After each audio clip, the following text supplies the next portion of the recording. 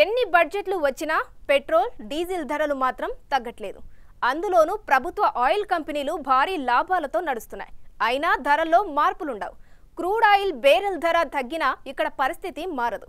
ఒకవైపు private oil కంపెనీలు డిస్కౌంట్లు ప్రకటిస్తుంటే ప్రభుత్వ కంపెనీలు మాత్రం జనాలను దోచుకుంటూనే ఉన్నాయి. ఎందుకలా? తాజా బడ్జెట్లో ఆయిల్ కంపెనీలకు ప్రభుత్వం మద్దతు ఎందుకు రద్దు చేశారు? కేటాయింపులు అవసరం లేనంత లాభాలు వచ్చినప్పుడు ధరలు మాత్రం ఎందుకు తగ్గట్లేదు? Let's focus.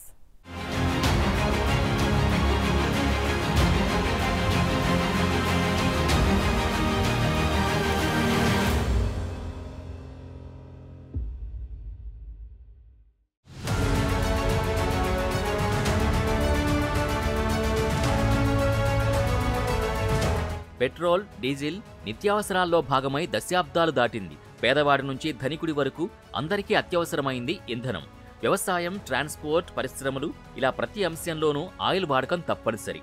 మరి ప్రభుత్వాలు ఎందుకు దీన్ని చౌకగా అందుబాటులోకి తీసుకురావట్లేదు? ఇది ఎప్పటినుంచో $1 మిలియన్ ప్రశ్న. అసలు ఆయిల్ ధరలు ఎందుకు పెరుగుతాయో కూడా సామాన్యుడికి అర్థం కాని పరిస్థితి.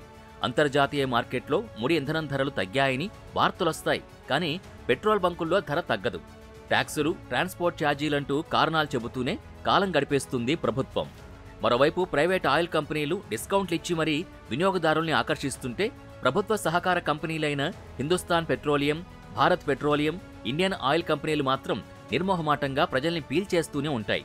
రూపాయల్లో పెంచిన ఆయిల్ ధరల్ని ఎన్నికలొచ్చినప్పుడు మాత్రం పైసల్లో తగ్గించి పండగ చేసుకోమని సలహాలిస్తుంది ప్రభుత్వం.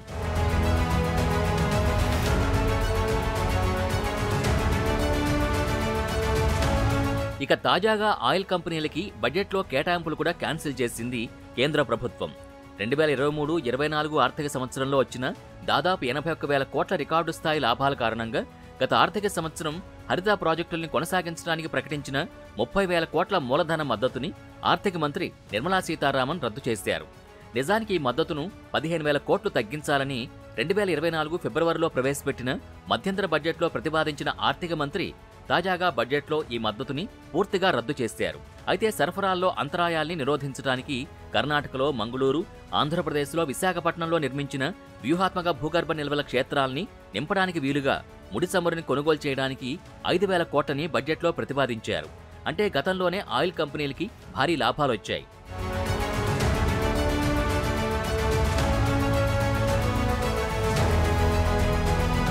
చమురు మార్కెటింగ్ కంపెనీలకు నగదు సమృద్ధిగా ఉండడమే కాదు, అవి స్వయం సమృద్ధి సాధించడానికి కూడా అనువుగా ఉన్నాయని నిపుణులు భావిస్తున్నారు. అందుకే ఈ లాభాలు ప్రభుత్వ జాతీయ కాపెక్స్ వ్యయ ప్రణాళికకు, ముఖ్యంగా ఆత్మనిర్భర్, హరిత ఆర్థిక వ్యవస్థకు దోహదపడతాయనే అభిప్రాయం కూడా ఉంది.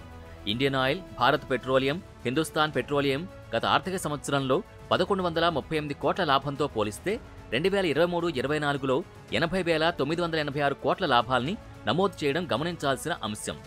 ఇది ఉక్రెయిన్ రష్యా యుద్ధంలో ఏర్పడిన చమురు సంక్షోభానికి ముందు సంవత్సరాల్లో వారికొచ్చిన వార్షిక ఆదాయం 39,356 కోట్ల కంటే చాలా ఎక్కువ.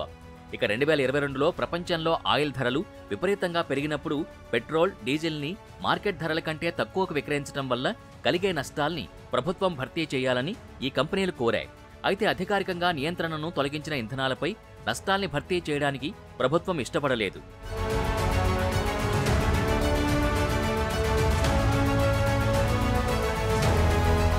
ఇక చమురు విక్రయించే రిటైలర్లు రోజువారీ ధరల సవరణ ఇలాగే కొనసాగాలని కోరుకుంటున్నారు. ధరలు ఒకరోజు పెరుగుతూ మరో రోజు తగ్గుతూ ఉండాలని అంటున్నారు.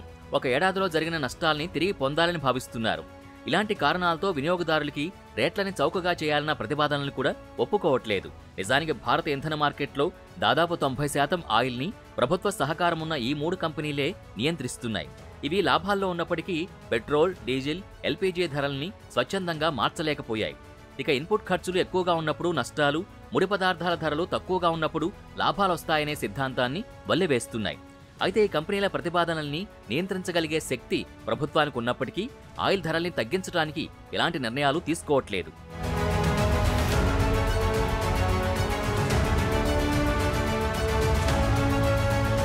అసలు పెట్రోల్ ధరలు ఎందుకు పెరుగుతాయని పరిశీలిస్తే దానికి ముఖ్య కారణం ఎక్సైజ్ డ్యూటీ.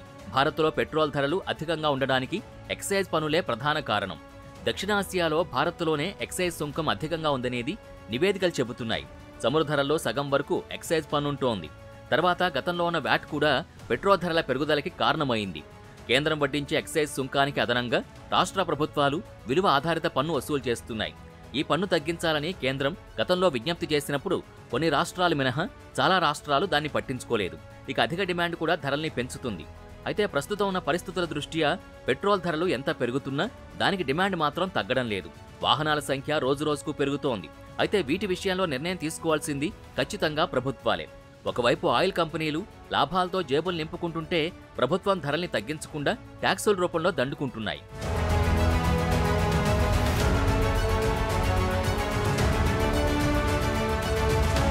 అయితే పెట్రోల్, డీజిల్ని జీఎస్టీ కిందకు తీసుకొస్తే ధరలు తగ్గుతాయనే చర్చ కూడా గతంలో జరిగింది. కానీ దీనికి రాష్ట్ర ప్రభుత్వాలు సానుకూలంగా స్పందించలేదు. పెట్రోల్, డీజిల్ని జీఎస్టీ కిందకు తీసుకొస్తే అప్పుడు రాష్ట్రాలు విధించే ట్యాక్స్ రేటుపై వారి అధికారం ప్రశ్నార్థకమవుతుంది. జీఎస్టీ పేరుతో అవి కేంద్రానికి చేరతాయి. నిజానికి చమురు ధర ఎంత ఉందో దానిపైన విధించే పన్నులు కూడా దాదాపు అంతే ఉన్నాయి. మొదట ముడి చమురుని కొనుగోలు చేసి రిఫైనరీల్లో వాటిని శుద్ధి చేసి పెట్రోల్, డీజిల్ రూపంలో బయటికి తెస్తారు. ఆ తర్వాత వాటిపైన పన్ను విధించడం మొదలు పెడతారు.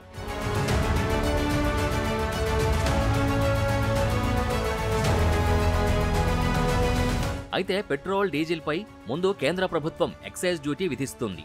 తర్వాత రాష్ట్ర ప్రభుత్వాలు సేల్స్ ట్యాక్స్ విధిస్తాయి. దానిపైనే మళ్లీ పెట్రోల్ బంకుల డీలర్లు తమ కమిషన్ని జోడిస్తారు. ఇలా కేంద్ర రాష్ట్ర ప్రభుత్వాలు విధించే పన్నుల్ని కలిపితే అవి పెట్రోల్, డీజిల్ల అసలు ధరకు దగ్గరగా ఉంటాయి. అంటే లీటర్ పెట్రోల్ 100 అనుకుంటే అందులో 50 రూపాయలు కేవలం ట్యాక్సుల రూపంలోనే ఉంటుంది. అంటే పెట్రోల్, డీజిల్ అసలు ధర కేవలం 50 రూపాయలు మాత్రమే. ఒకవేళ పెట్రోల్, డీజిల్ని జీఎస్టీ పరిధిలోకి తీసుకొస్తే సామాన్యుడికి మేలు జరుగుతుందనే వాదన ఉంది. అయితే ఇలా జరిగితే కేంద్ర రాష్ట్ర ప్రభుత్వాలు నష్టపోతాయి. అందుకే ఆయిల్ కంపెనీలు లాభాల్లో ఉన్న చమురు ధరలు తగ్గినా బంకుల్లో పెట్రోల్, డీజిల్ మాత్రం మోత మోగుతూనే ఉంటుంది.